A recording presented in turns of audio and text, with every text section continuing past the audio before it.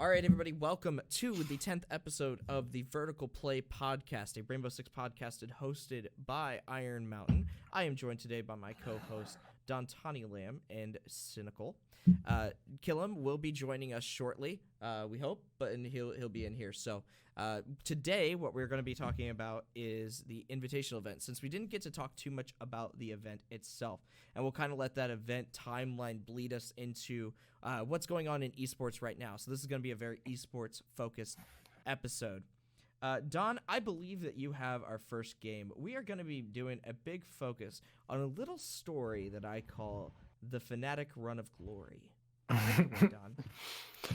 Yeah, it's, the FNATIC Run of Glory and also the Fall of the Empire, which is always lovely.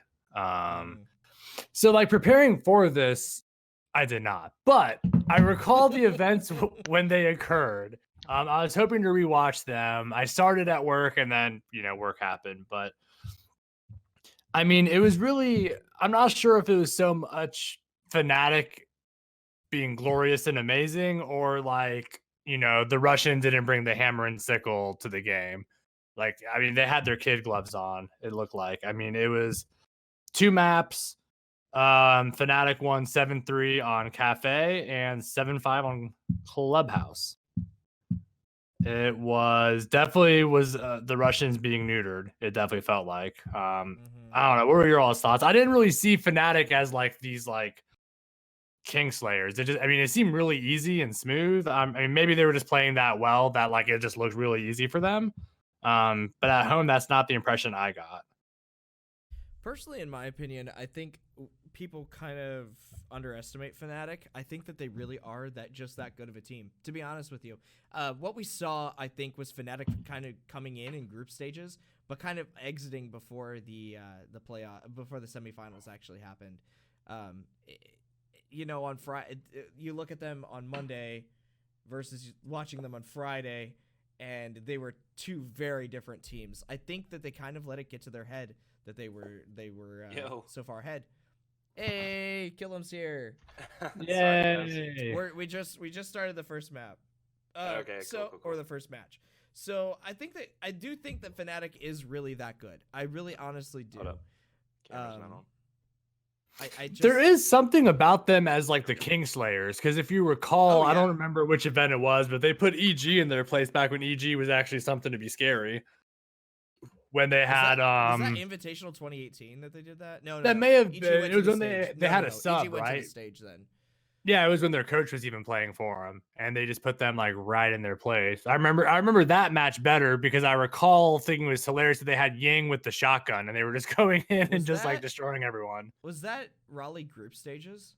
Nah, it was before that. It was a stage. Yeah, I don't remember. Anyway, continue. But yeah, no, you may be right that maybe it really was that they're underestimated. It just really felt like. And we saw that even before with Empire versus Dark Zero. Like, again, it really just seemed like, the Russians left the, hammer and sickle at home. Yeah, I totally agree. I think again, FNATIC I think is underestimated, but I do think you're right in saying that Empire was not coming in full strength. I think they thought that, well, we're Empire, we're gonna win, and people were ready for them. I don't think it was so much as Empire thought they were the big dogs, though. I just feel like it comes and goes with LAN events because it's a different experience. Granted, yes, they've had experience with LAN and also winning. I believe it was the season before Pro League, or there was Navi last and then Empire before that, I think. Or no, that was Milan. Sorry. But it just comes up that APAC is always the underdogs in my opinion because no one really pays too much attention to them at all. Fair. And I think that this is great for FNATIC in my opinion. Magnet and the rest of the squad I think are some people that are going to be showing that APAC is something to mess with now because they took out Empire and they took out G2. Like, come on. Yeah. Oh, I forgot about that, actually. Yeah, you're right. I forgot about that. That's the next match we were going to talk about, actually, and that's a perfect transition, is the G2 versus FNATIC map. It wasn't nearly as close, but I think, and I was just listening to, I think it was Veli's podcast that was on his Twitch channel today, and they were talking about this. I think really like G2 and Empire kind of started to take things too seriously, and they weren't playing their best. When you look at the G2 Fnatic game in the playoffs, it does seem like G2's like, we're G2, we shouldn't let them, we shouldn't lose to them, and then they kind of let that get to their heads, and they weren't playing on their game. You see, in game one, they were doing just fine. G2 was looking good with the 7-5 on Cafe, but then, a 7-4 goes to Fnatic on border, and Villa gets a 7-5. So, I mean, they were putting up a fight, probably more than Empire was, but ultimately, at the end of the day, Fnatic was looking like the better team. G2 didn't expect to be there, and I think they played the group stage for fun. And then when they made it out to the playoffs, they're like, hey, we might actually have a chance here. And then once they let it get too serious in their heads, that's when they started to fall. That's kind of how I see it. What do you guys think? Yeah, I mean, I know Fnatic, like, they definitely came out really strong.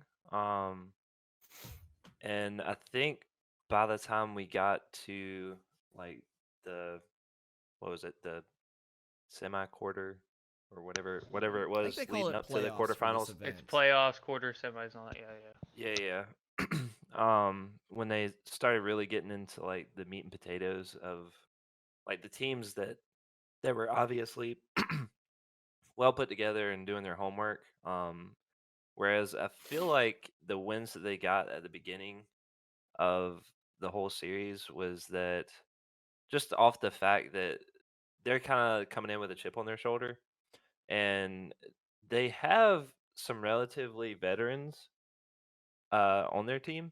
So I mean, they're not foreign to being on a stage like that. But the standout in all of those matches was Tex, and he's never played in a scenario like that before.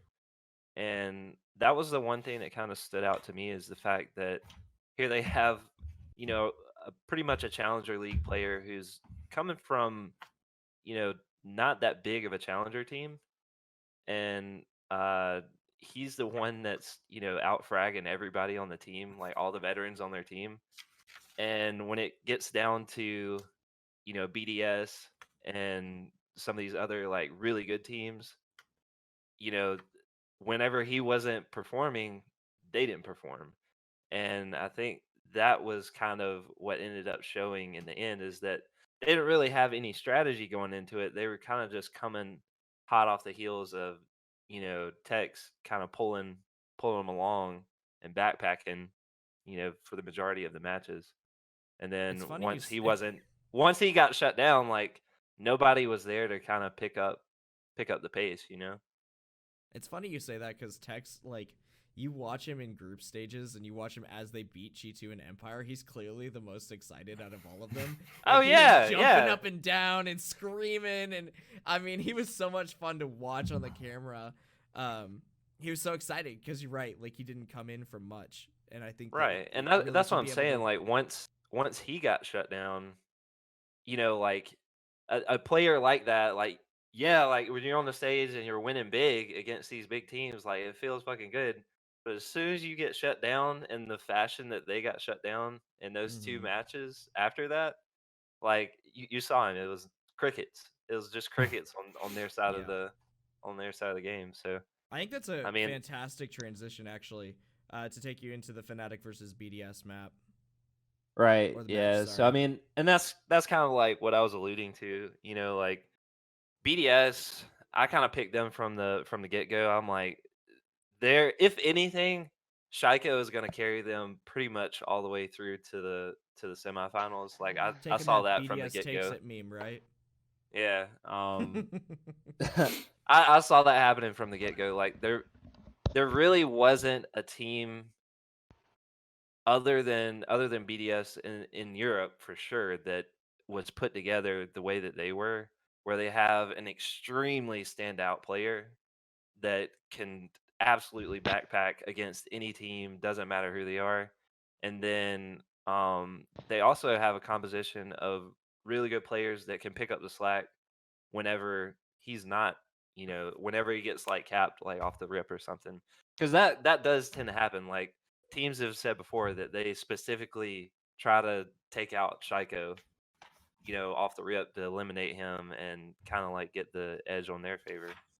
And I think that they're well versed in Siege, obviously, and they I don't know if y'all watched any of their matches, but I watched pretty much all of their play dates, and dude, they strat super heavy, man.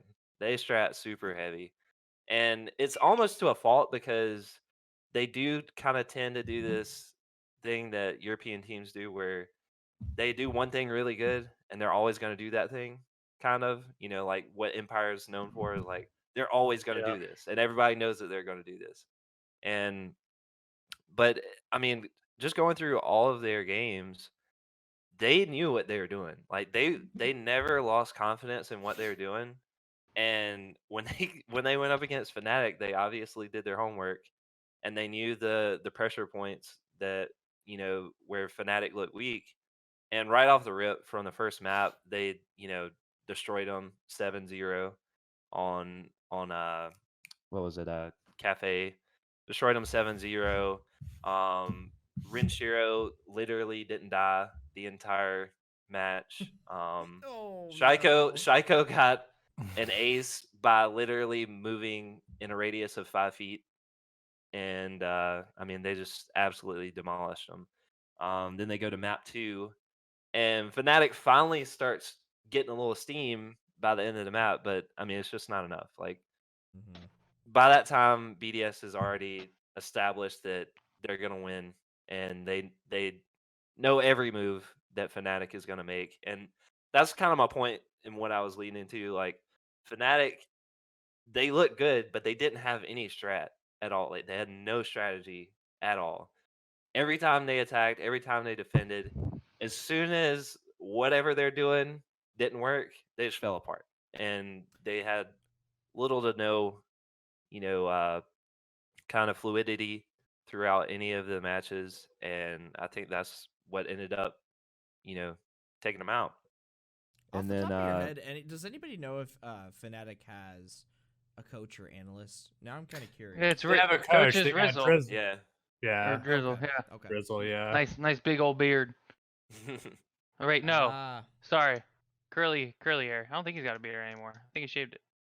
I don't remember. I don't know. man. Either way, sorry. It's yeah, Drizzle. yeah. Okay. I was just curious. But I do think that Fnatic can be a contender. I just think that, like I said, they have Virtue and Mentalist, who are two really good players, but they have to show up. Like if Tex is new, like once he like gets acclimated and kind of gets out of this like Ash mentality where he just runs in and tries to be an Ash player. Once he is able to kind of be dynamic out of that role, like that'll be good for him. But they also need to be able to pick up some slack on their end, and I think they'll be a contender for sure down the road. But they get knocked out. BDS goes on to play Nip, and I'm sitting here thinking like, what is gonna happen? Because in my mind, like these are the two best in Europe and in LATAM. Like, who's gonna come out of this? And essentially, it was the elimination match, eliminating a whole region either way. And what ended up happening was they do all rounds, like all the way on bank, and it's just like a slugfest. Both teams like kind of have missteps that end up costing like a definite win at some point during that map. But in the end, Nip ends up getting the upper hand and gets the win in the last round. And going into that, one thing that was important that I think it was Ronick said, he was saying that he doesn't know if they had enough steam to beat Nip going into the next map, which is their pick on border, which Nip has been notoriously good on. And he wasn't sure if they had enough steam. That's understandable coming from a really, really close loss. Like that can really like dampen your spirits. So going into that, it's like questionable whether or not they can even beat Nip on their map pick. But dude, they come out, they get some excellent uh operator bans, like target bans on some of Nip strategies, and they end up winning the map. And so you're like, okay, this is what you're wanting, like to see, back and forth or whatever.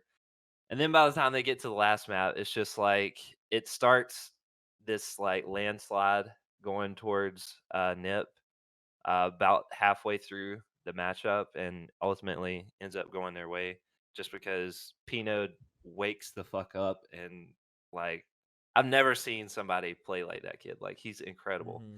And the funny thing was, Muzi was the standout player in the first two maps, and he was just like going off, and everybody else was kind of like, in the middle of the pack, just kind of like holding their own. And then in the second or the third game or whatever, Pino just wakes the fuck up and starts going off, and him and Muzi both are just like going crazy. Like, is insane. And then that ends up leading into their next win, where but they just basically just keep the same pace throughout the rest of the tournament. And that's why I thought that matchup with BDS was pretty interesting, because like Zoronic made the comment, like, I don't know if they have, the steam to like keep this up, in reference to BDS. But I kind of had the same thought when it came to Nip. I'm like, shit, man, they're about to have to go play another really good team, like right after this, and then right after that, and it's like Their dude, run was impressive. Like Nip's like run they through that loser never, bracket was impressive as hell. yeah, Yeah, they never very much fucking let so. up after that BDS match, and it was crazy seeing that, because it was literally like a springboard. Like, they hit that matchup and literally launched off. Like, all of their players just lit the fuck up, and it was, like you said, it was incredible to watch.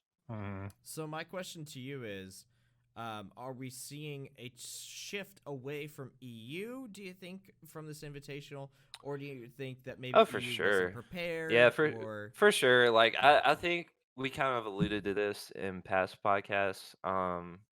Not that EU is, like they're done for or anything. I just think that a lot of these other teams in different regions they've got some real talent, obviously, and a lot of them are younger, which isn't a bad thing, but it helps like kind of nurture this uh this play style where it's like you can come at things at a new angle almost. I don't know if I'm like wording that correctly, but like yeah. you're not coming at it the same old way. Like what I was saying, European teams tend to like strat out really heavy, and they just do that over and over and over until they're like can do it perfectly.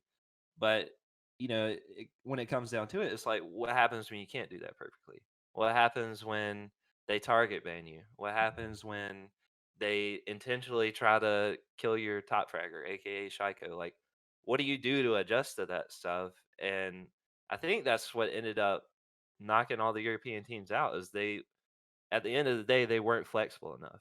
Whereas Mm-hmm. LATAM obviously proved that they are extremely flexible. Like, every matchup that Nip had, it didn't matter who they were playing.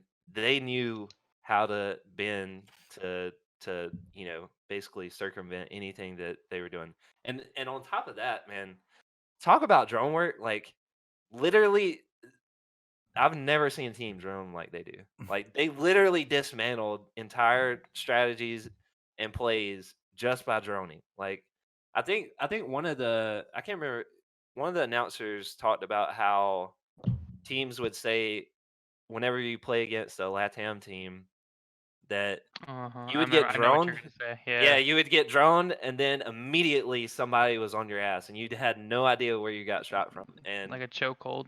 yeah, and that was pretty impressive, man. Like I said, I haven't seen a team work like that, and it's pretty impressive, man. They knew exactly where to attack, where people were coming from at all times, and that's why they were able to play like that. Like, there were times where Nip would be like literally 20 seconds, 15 seconds on attack, and they're not even in the site yet. And then within those 15, 20 seconds, they just all collapse on site and somehow like win gunfights, like outplay them, and the defense is just sitting there on their ass. Like they have no idea what just happened, and they did that time and time again, and that's why they ended up getting so far. Yeah, just looking at one quick thing here, talking about just to cover Nip real quick. I looked up while Killen was explaining. I looked up on Siege.gg all the stats from the playoffs, and Nip as a team, 4 out of the 5 players had a 1.05 rating or higher. Yes. Now, Yes. if you look at BDS, there was only 2, Alems and Shaiko. If you look at, I think it was DZ they played also. DZ had 3, but you had Mint and Eclipse not playing well, and G2 had 3 of them 1.01 or above. But then again, Fabian and Sir Boss had terrible ratings. So it comes into effect the rest of the lineup coming to play and ready to play. Yeah, and the fact of the matter is they held those ratings from playing more matches than most of those teams. So they played more matches and had better stats than all these other teams. Like they had better stats than Space Station, and Space Station only played 3 games. Julio had a plus 50 KD. Yeah. 170 to 120 KD. Yeah. Crazy. So yeah, crazy stuff. Good stuff. All right, and that kind of leads us into the final, which I'm sure everybody's seen it, so I'm going to just kind of briefly touch on it. But I think it is very impressive, and I love that this is the case. Last year we were looking at a all-EU final, and it was that way. I'm trying to think. 2018 was versus EG, right? It was EG and Penta. Mm-hmm. Yeah, and it was Continuum and somebody else before that. Anyway, but last year it was an all-EU final, and we didn't even see G2 at the stage. This year it's LATAM and NA, kind of like the dumping grounds of Pro League, or what was considered 3-4 months before the dumping grounds of Pro League.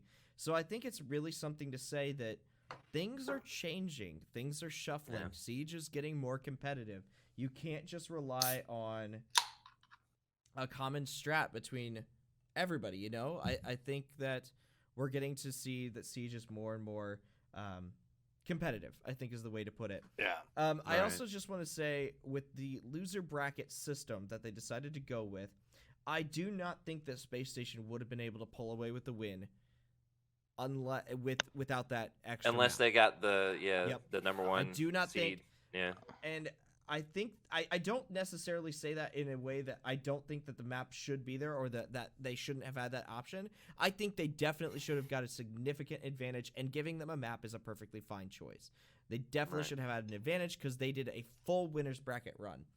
Now, another thing to think about, and Don, I'm giving you a trigger warning right now. Okay, I'll brace myself. I'm gonna go ahead and I'm gonna clutch my pearls in anticipation. So I'm saying the words. I'm saying white stairs. Okay, you look. I gotta say real quick. At this point, you've desensitized me to the white stairs. Like the amount of times you throw that in my face, I'm desensitized. I'm not even flustered. So continue, sir. Have that on your green screen, please. Yeah, go ahead. Continue. And just have it play back in the background. Yeah, I like that a lot. As you were saying. No, I just say that from a perspective. I bring up white stairs because, we saw Canadian up there in Milan almost to get the win, and then he gets steamrolled by Empire, right? That was about to happen. It was the opposite direction. They were getting steamrolled, and then they slowly pick up steam in the opposite direction. How great is that for Canadian? What a fucking storyline, right? Like, how great is that?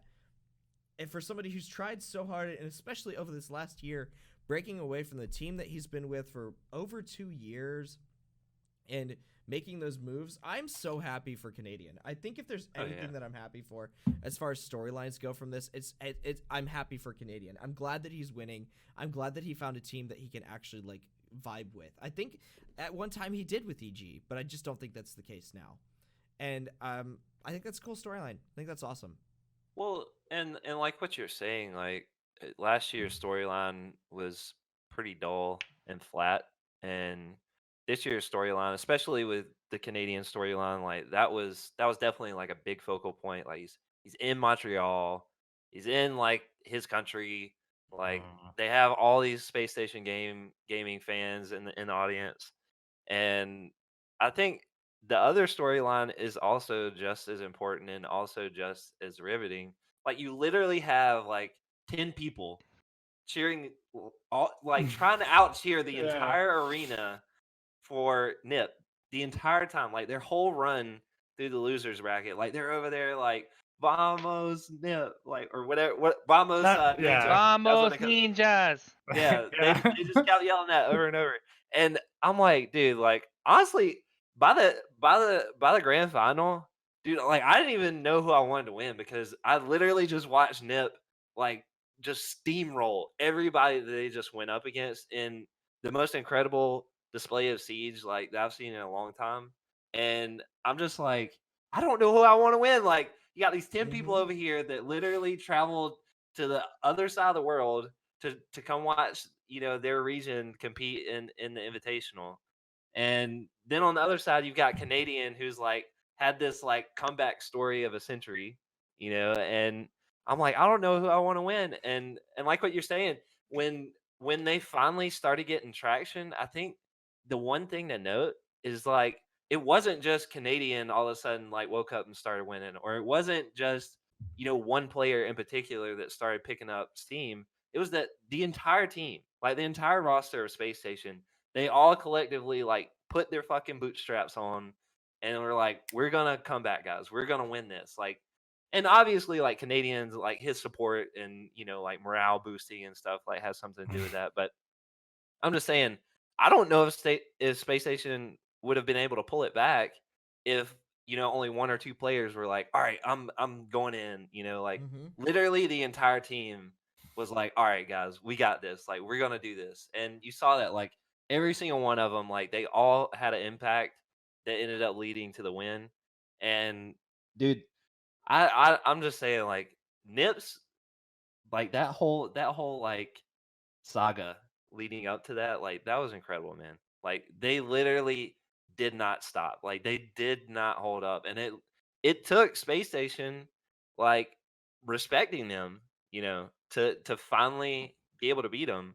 Because I think that, even they, I mean, they were watching them run through the losers bracket. Like they knew what was going on. Like they knew the momentum that they had coming into that match.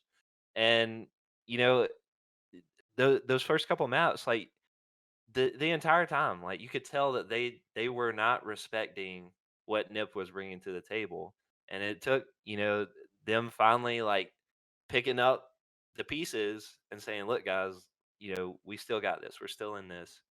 And then they started respecting them. Then they started like counter stratting what Nip was doing, and that's what got them the win.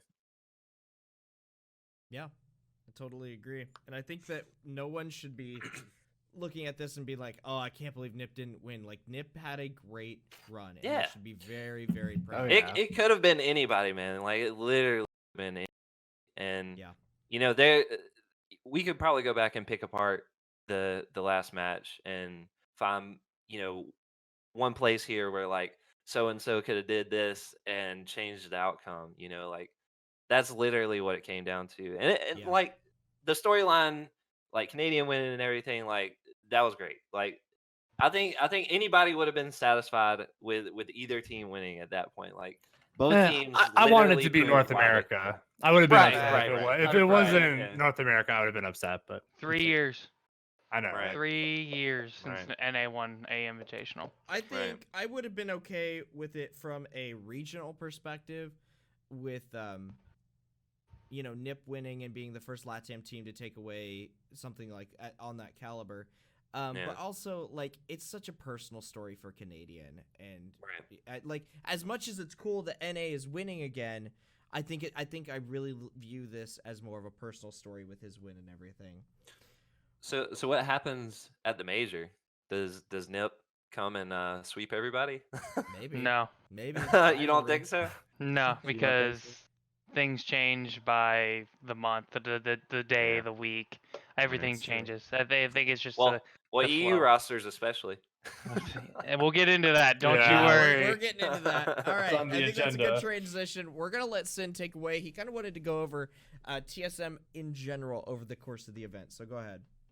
All right, so to start off, TSM from the beginning of them coming into the pro league scene in general, I believe they were like the spot right before relegation. So they barely hung on to not get relegated, or obviously go through that process.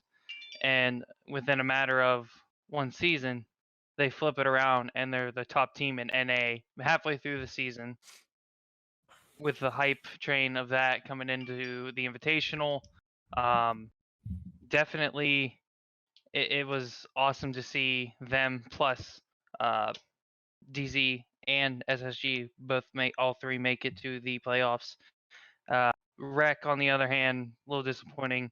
Would have been nice to see all four, but it is what it is. We still got three NA teams, which was the most out of the entire playoffs. So that's awesome. But the TSM's run in general was not surprising, obviously, as of current. But if you just look back on the fact that they were literally one spot from being relegated the season before, flipping the whole page around and telling everyone we're here to play. Like Right. Bolo, when does Bolo play? He plays right now, and he is going to dominate. Like Right. the whole thing with TSM, I think, is just awesome. Yes, and that also transitions into the fact that they played SSG twice.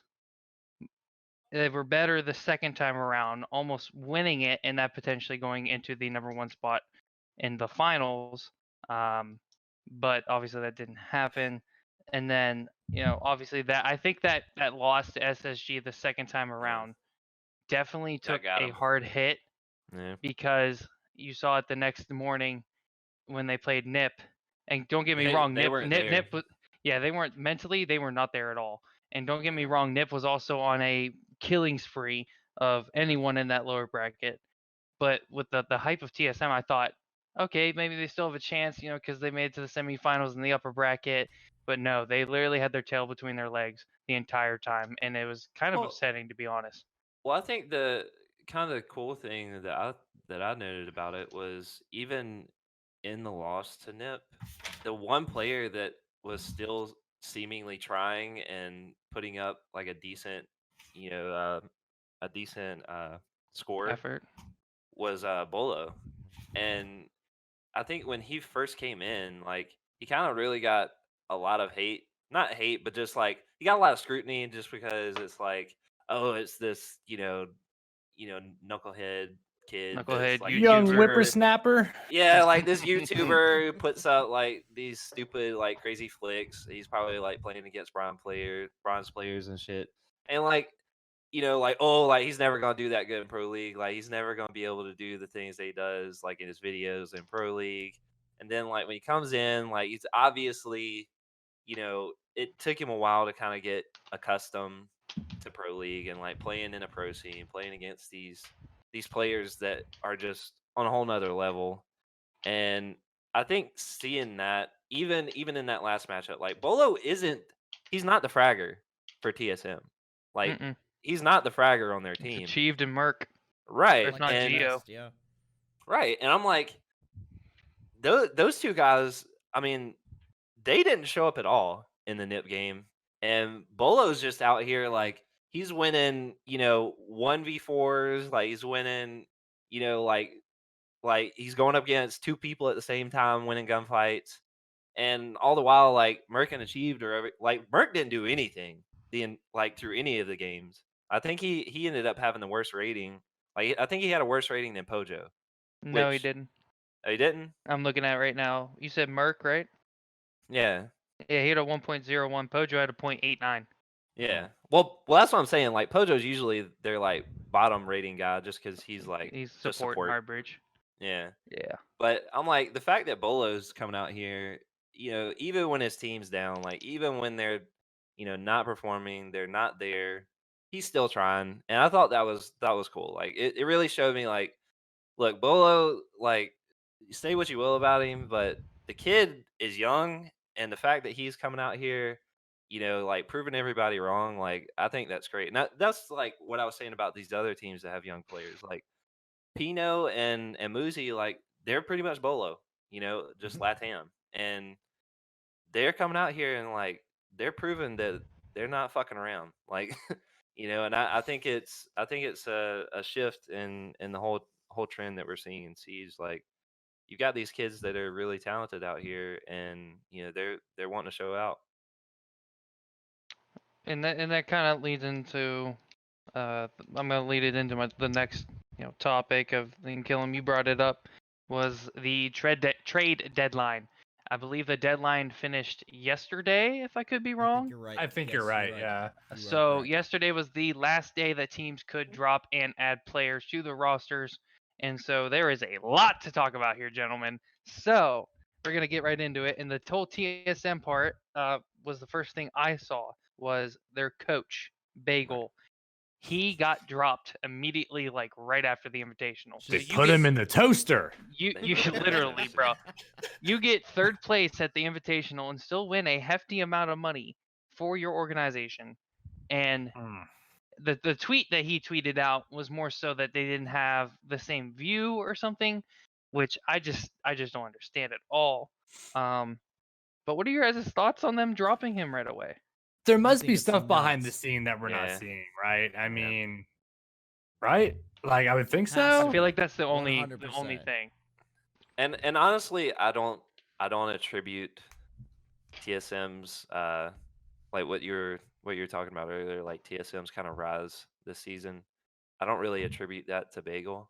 I think their rise this season was purely based off the fact that they got a really good roster this year. And, halfway through the season, I think that they finally got their synergy down and they figured out what kind of team they are. And I don't think that Bagel is the one that did that. I literally think that it's just off I, the fact that they have really good players on their team. I'm not saying that it is Bagel's a big part of it. He is a small part Right. of it, just as the rest of the lineup is. The lineup obviously is the players, so they obviously get more credit to the wins than the coach. But it was just shocking to me. Right. So after Bagel was released from TSM, E United picked him up. So he will be coaching Yeti and that squad coming Right. Good. into the. And I believe guess half he the can season. prove me wrong then. If he can turn EU into a good team, then he can prove me wrong, because they have good players too, but I don't see them turning up like TSM does.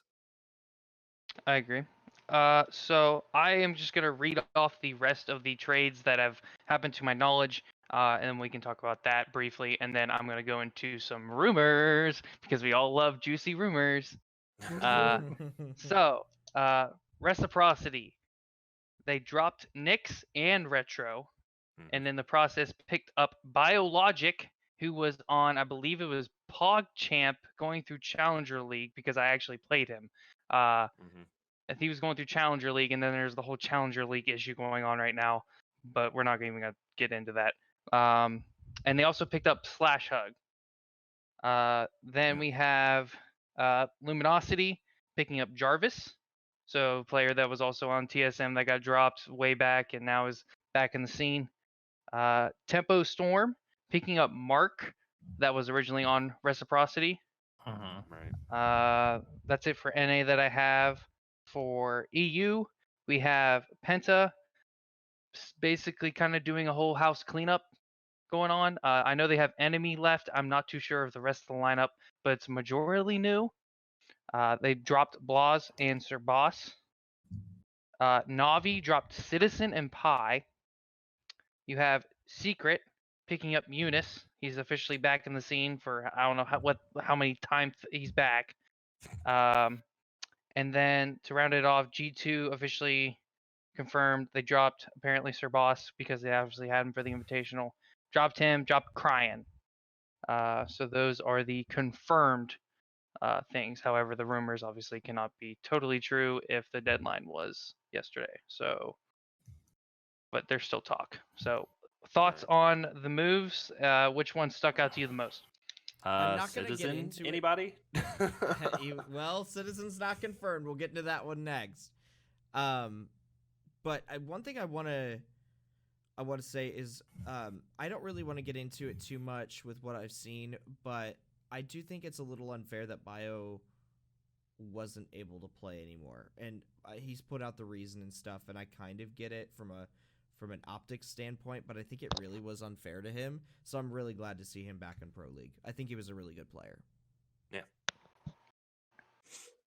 Don? Did everyone see Penta picking up like a PS4 team? Yeah, I was gonna mention that, but I didn't know if we wanted to get into the whole console thing. They picked up, I think it was a German PS4 team. I don't even Siege know. PS4 team? Yes, Siege PS4 team. Okay. I Yeah. have no idea why. I was so confused and still am. I Is there don't know something what we they're. don't know about. I don't know. Console thought that was probably coming funny. back. What So, speaking of rumors, I never like completely followed the thread on this, but I saw like several people talking about 100 Thieves possibly Ooh. getting a siege team. 100 Thieves has been rumored for a while. Right. They're supposedly, and Nate Shot, I believe he's the Right. co-founder or whatever of 100 Thieves. He came to Reddit because that R6 ebot person just was going Right. crazy all over Twitter. And so Nate Shot came out himself and said that teams in the past have actually, or players have asked to been bought out by 100 Thieves Right. and then put them on, make 100 Thieves R6 team themselves, And which that's I what I think would be saw. cool. I think it'd be dope. Well, I mean, that goes along with what they've been talking about with this coming up season. They wanted to add more Pro League teams, right? Correct.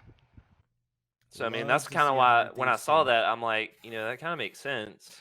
I Well, don't that know, also like, goes along with the rumors about franchising, which is what like I've heard some people speculate that is coming up for Rainbow Six. Is it's not going to be like teams going in and out. You're going to have like the same NA teams all the time. You're going to have X Right. teams that are always in Pro League, kind of like NFL, where you have like the same, So that's why there's this whole Challenger League issue kind of thing. That's what the rumor is. I don't know if there's any truth to it, but that's the rumor. That's how I kind of see it, as like Challenger League's basically pointless. It's kind of like the Combine. You just play to show Right. off. And hope to get picked up by someone. Yeah, pretty much. It's like free agencies. right. But so if we're talking some rumors that have been going around, Sam actually brought this up to me because I saw it in chat, was potentially Fabian leaving G2 and joining Vitality. That's a There's big talks. one. There's talks going on, and possible talks of. Hold on, here's the kicker: Panics from BDS, and Citizen joining G2. Panix, Okay. Panix is joining Navi, is what Sheep just said. Oh, Panix according is to a pic confirmed of joining Navi's Navi? team speak. There's pics of apparently there's a rumor going around or like a leak or something. Look, when I saw that they dropped Citizen, I was really surprised, and He wanted honestly, to it made leave. me think that Citizen they wanted didn't. to leave. Right, and that's what I was gonna say. I was like, I don't think that they would just drop Citizen. He was their best player. I think that he wanted to leave, and the way that they announced he got dropped was pretty suspect too. Like they said that I can't remember what the graphic said, but it was something like Citizen is benched or something like that. Or, it was, and yeah. yeah, and it's yeah, like he was benched and still on the hell? contract. So Right, they and weren't I'm like, going to what? release him. Was the worst part about it. Right. And I'm like, what is this mess? But that's when I started thinking like, well, maybe he's like there's like stuff going on behind the scenes where he's like in talks with another team or something like that. So I mean, him going to G2 like wouldn't be surprising. I mean, it would make, kind of all this other, nonsensical stuff make sense, but if that's the case, I see G2 actually being pretty good because I know that I mean, I know that those guys on G2 they play with a lot of the Navi guys like all the time, like in ranked and shit. So I mean, they already kind of have like this whole kind of camaraderie and everything. So I mean, maybe that can translate. I don't know.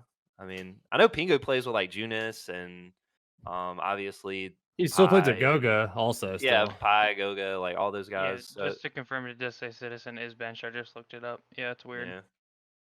But then they So I think release. at the Yeah, go ahead. You're fine. I think at the end of the day, it is known that G2 needs a big change. They're not Yeah. the same team that they were, and they need to change something to be able to rectify that. And I think, as much as I hate to say it, Fabian leaving might be a good thing. It might be. Yeah. I'm a G2 fan, like that's my team, and I still say, you know, I think I know that's they're hard due for you a to say. change.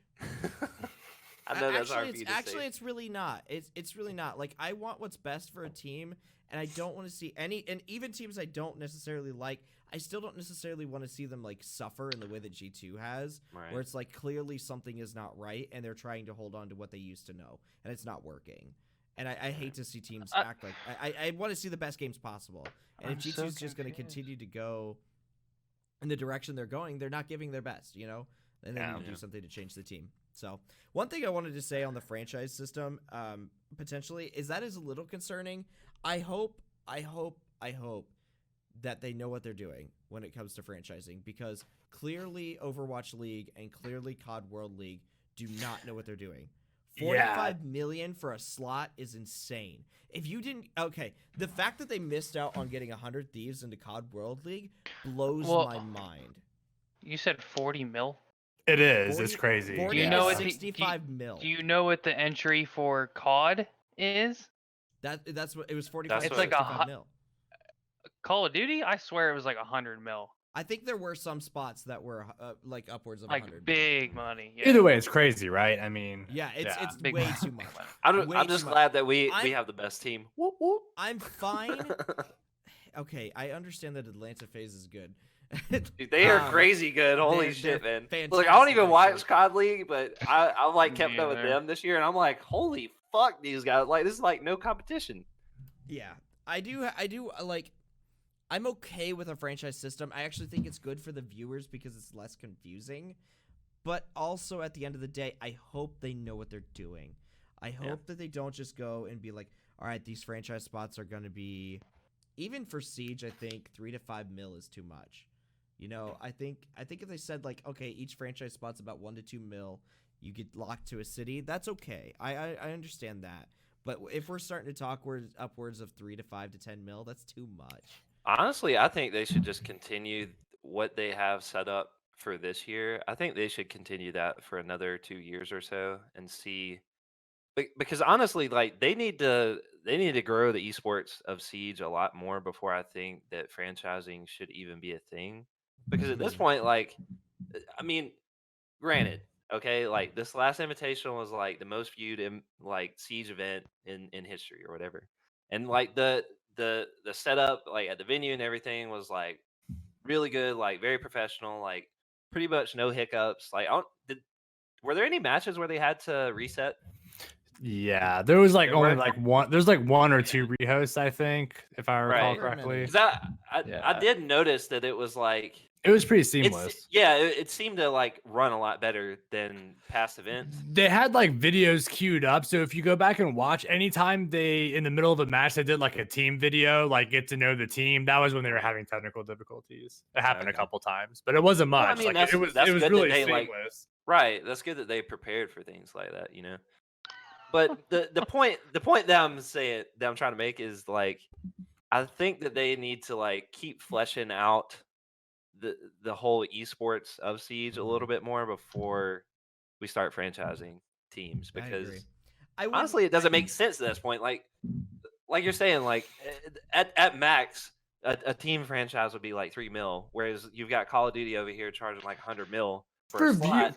For viewers, it makes sense though. So like my wife watches Right. it with me, and like it's always difficult for her to keep up with like, well, now who the hell's BDS? Oh, that used to be Lestream or Right, what, right. whatever. Not literally, but you know what I'm saying? Like how literally Right. this past year it's been like Who are these people? Well, they were Giants, but now Right. Giants is in APAC, and the people from Yeah, Giants are Rogue now on is like, in Rogue. NA, Right. yeah, like it's confusing for the person who's not Well- like a diehard, Well, I'm like, what I'm saying is like the way that it's been structured, like going into this year, like how they're saying like, all right, there's no more relegations, like these are the teams, kind of thing. Like we're kind of doing away with Challenger League. I think they're setting up for that, where it's like, okay, these are the teams. So if you want other players, like the players have to move around amongst these teams, kind of thing. Like no more like this team going over to this country, this team, going to the other side of the world, kind of stuff. I think they need to kind of keep fleshing out the way that it's working right now and seeing like, because I think that the viewership grows from that. Like what you're saying, like it's hard to keep up with what the hell's going on. Because I mean, otherwise you're trying to sit there as a viewer, not really knowing what's going on and making sense of a game that has a lot, built into it, like a lot of stuff packed into it. It's not Call of Duty where it's like, oh, they're running around shooting each other. Like, like Siege is a lot more than that. And I think that they really need to keep fleshing out the whole esports of Siege before they start doing something like that. it may be premature. I mean, you may be right. It may be premature, but it's also a Sin- rumor. It may not even be true. Right. Right. Sin, what do you think? The whole it's franchising and all that jazz. I mean, that's just a business standpoint at that point. So looking at it from a viewer, I mean, yeah, it makes sense and all that jazz. But I mean, all we want to do is see people play. I Yeah, mean, that's true. then again, Right. this makes great content for social media, sure, and all that. But at the end of the day, we just want to see Bolo play. We want to see Rampy tear it up with Buck. We want to see Canadian tell Geo to stop playing Twitch. We want people to just make those moments, to see those moments for what they are and not for the whole money thing. But I mean, I get it from their standpoint and all that jazz. Well, and that's kind of what I'm saying. Like, I feel like Siege, like the people that watch Siege tournaments and Pro League and stuff like that, like I feel like in general, it's mostly people like us. Not to our extent, like where we literally do podcasts about it, but it's people that play Siege. Like they understand Siege, so they're the people that watch it. And I think that's kind of the hump that Rainbow has to get over. Like they have to figure out some way to get the random person to watch it. And that's why like when you watch like the Invitational and stuff, you'll see like the casters like explaining the most simplest things in the game. And they say that they're doing that because they're like on the top page on Twitch, so there's like literally random people joining in the stream and they don't know what's going on.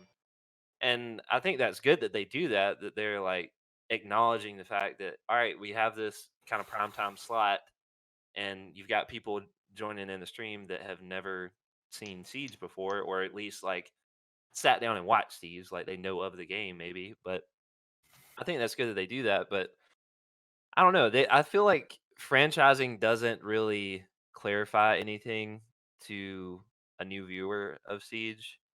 To the point maybe that they're trying to try to the point that they think it may, I think they may have to do something else in order The to only do that the only because- thing I see with the franchise thing is that means something to the organizations and the players. That's pretty much it.